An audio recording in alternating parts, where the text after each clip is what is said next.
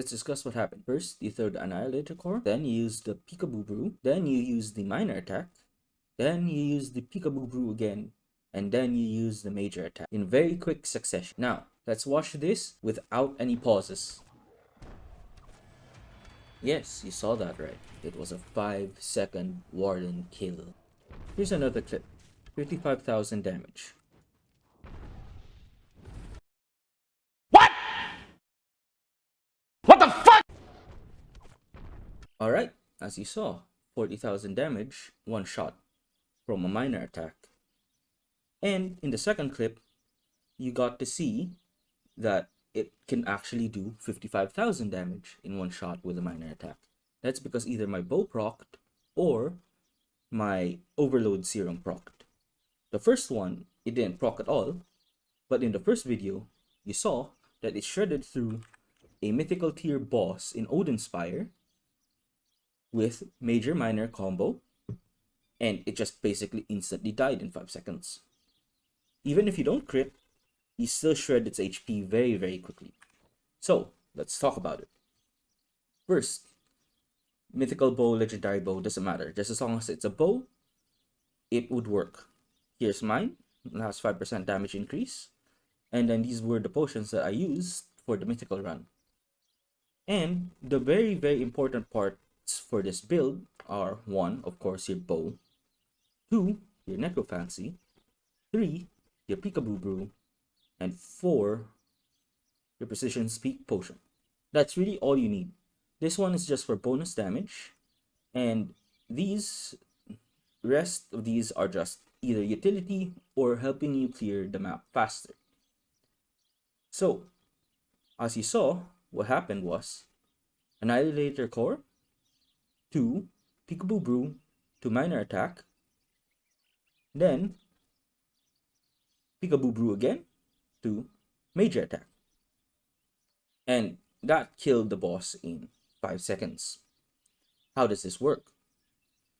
First of all, I won't go into the math so that it would be harder to nerf. And side note, if this build does get nerfed, this would be my 10th build throughout the whole time I've been playing Lost Relics that has been nerfed. So, great way to end my journey here in Lost Relics. And yes, I am leaving, and I don't plan to come back.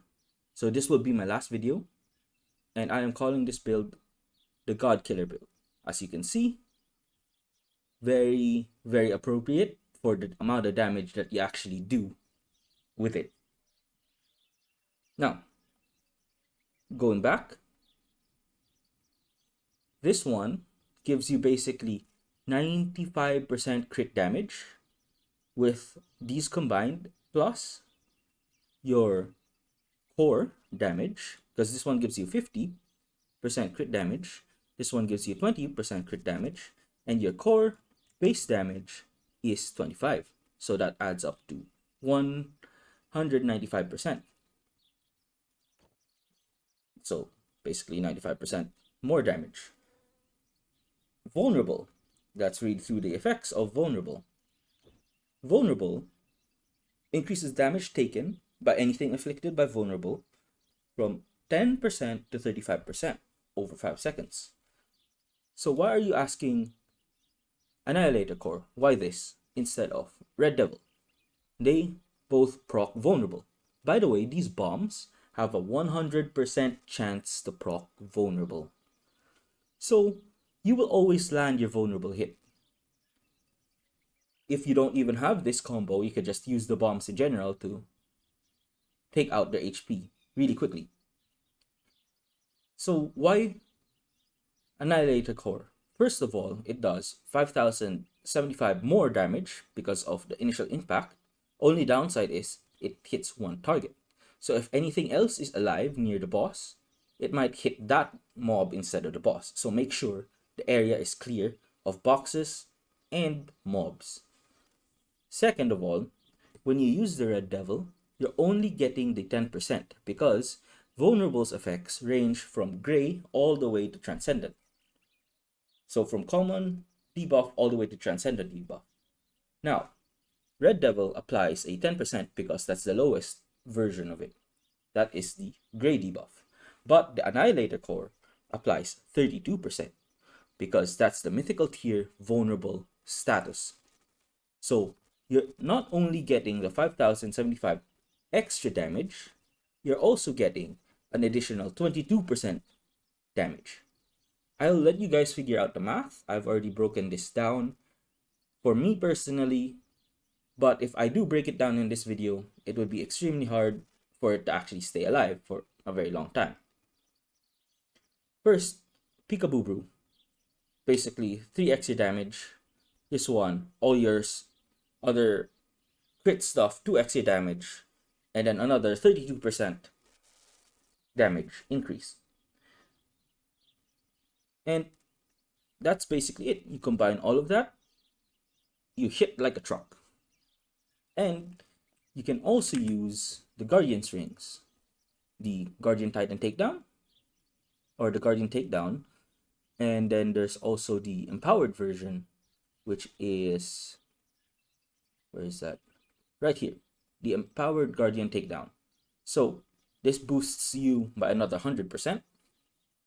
So that's basically another 2 times your extra damage. That's why I hit for 55,000 damage. Normally, without the proc of either Overload or the bow, you do 50,000 damage, which is still a significant amount. And that was against the boss that is Transcendent tier. So they're level 61. And you saw how fast their HP went down. Okay, so you might be asking, what happens if you actually use a Transcendent weapon on this? If you were to use this on Siege, you just replace one of the Guardian's Takedown with the Supreme version, you'd be hitting for 88,958 damage. So what does that mean? You're basically hitting for 89,000 damage, right? But you can actually stretch that all the way to 123,000 damage. I'll let you guys figure out how you can actually stretch it to that damage number. And why is that significant? First of all, a mythical tier boss only has 101,440 HP. So if you do proc that 123,000 damage, you insta-kill a mythical tier boss. And not only that, when you go here to Transcendent, it's 172,465,000 HP. So you basically take out 60% to 70% of the HP in one shot. One shot. That is not including major attack. So you can basically Amazon Prime Express delivery straight to Jesus any mob that you basically encounter. So this works on Guardians mainly because of the rings, but most normal mobs won't even have their HP. And yes, I've tried this on Colossi, but I have not gotten any clips of it simply because I kind of forgot to record.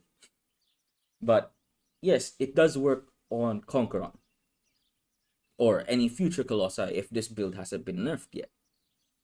But with that being said, here's my sub 3-minute run of the very first clip where Warden died in 5 seconds. For the rest that would want to stop here, feel free. And for the rest that want to continue watching the video, go ahead. Now, all of these items that you see here are for sale. So hit me up. That includes this Edge of Lost Comrades, but sadly, the bow would be sold to somebody else. I'm already in talks with them, and by the time that this video comes out, it would probably be sold also. Then the Guardian Rings, everything you see here, will be sold as well. Just hit me up. And with that being said, this would be my final video for Lost Relics. I hope to see you in other games or do other projects or other things. Just if you know me, don't feel free to hit me up anytime. We can just talk, we can just chill, we I could just play other games.